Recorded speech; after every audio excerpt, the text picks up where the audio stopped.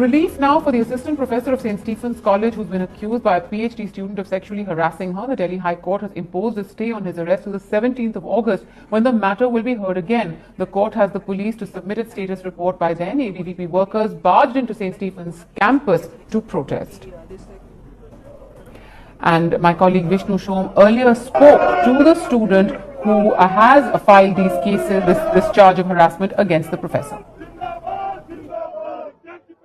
She's a Delhi University PhD student who has gone through torment for the last several years.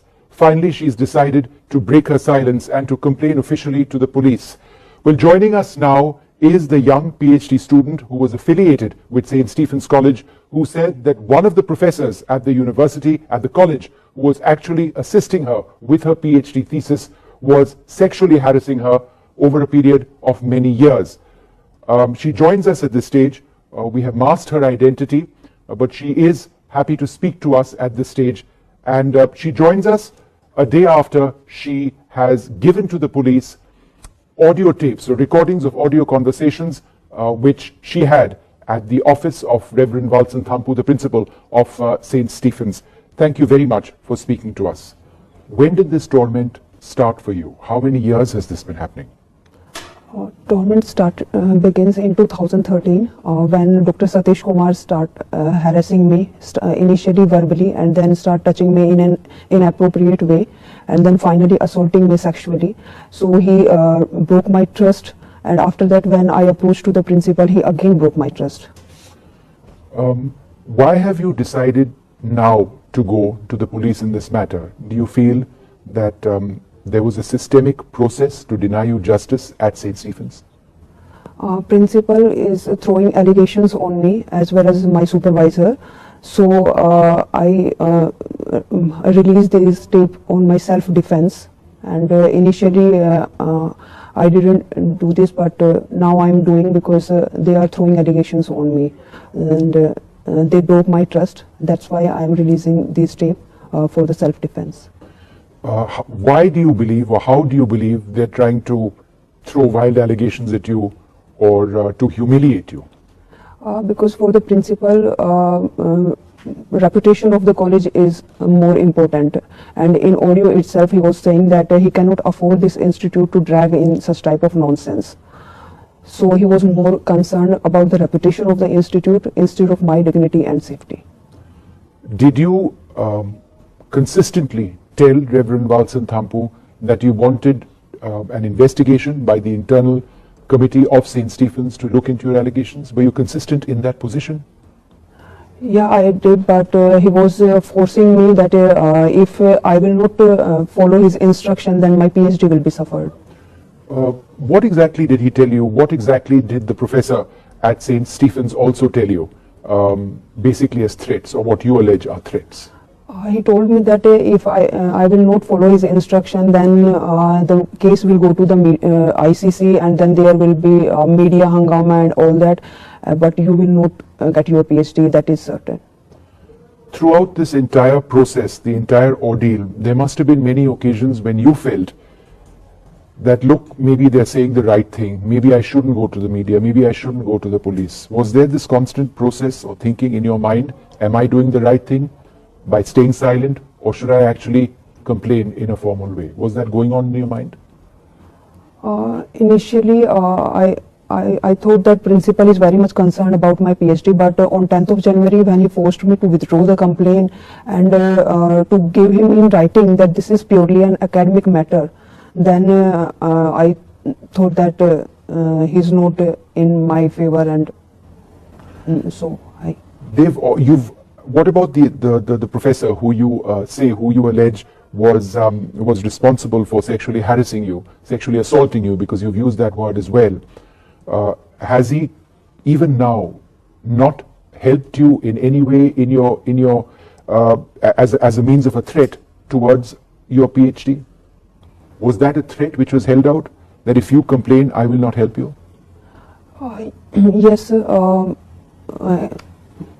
Actually, he was not supporting me in any way, and he was threatening me that if the case will come out, then my PhD will be suffered and I will not get my PhD. So.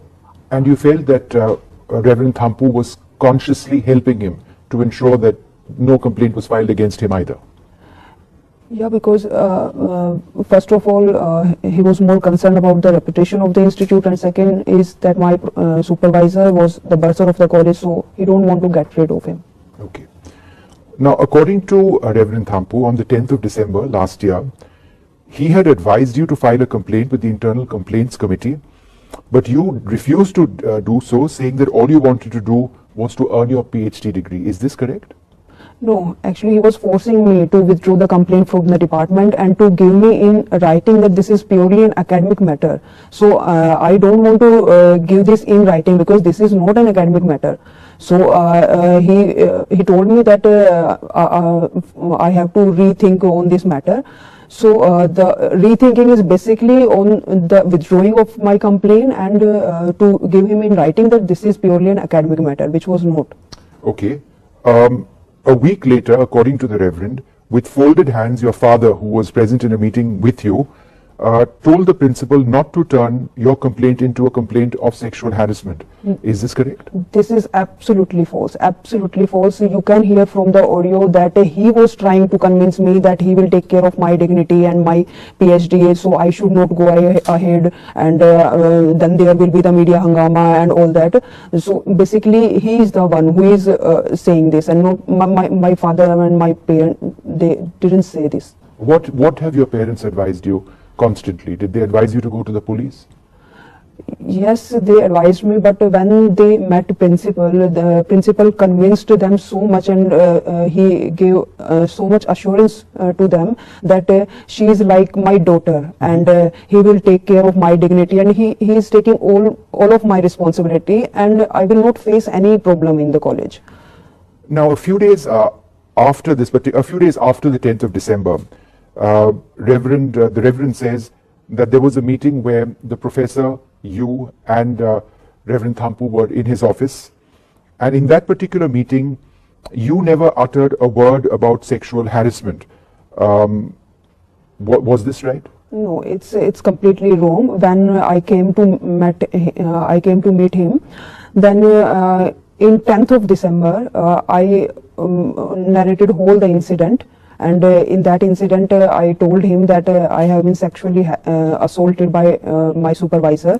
And on the recording in 7th of January, you can hear that there is particularly the word which I am saying is this is the sexual assault and not harassment, that you can hear from the audio itself.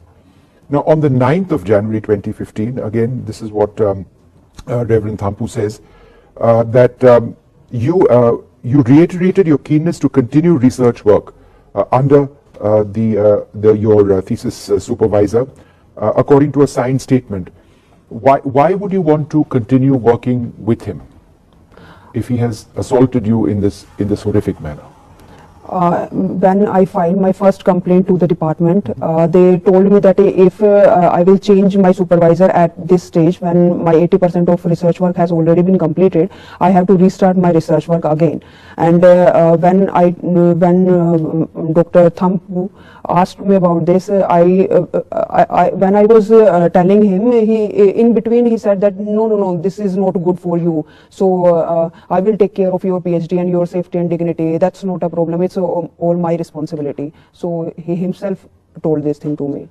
Okay, now the Reverend further alleges in this meeting on the 10th of January that he'd given you 3 days to make up your mind on what you wanted to do, and that you indicated to him that you'd filed a complaint of sexual harassment with the university department, but you wanted to withdraw that. Yeah.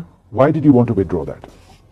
Actually, I don't want to withdraw that complaint. Principal forced me to withdraw that complaint because he was saying that I will take care of your responsibility and your PhD will be safe. So to protect my PhD, I have to withdraw my complaint from the department. Okay. What do you believe the audio tapes clearly indicate? Do you believe that you will get justice? Yes, because principal was misguiding me, and my supervisor who earlier told that she was pressurizing me for writing thesis. In audio, you can hear that he is the one who offered me to write my thesis. So if he was not guilty, then why is offering me such type of? Yeah. The final allegation is that you were being influenced by others to bring St. Stephen's into disrepute. How do you respond to that?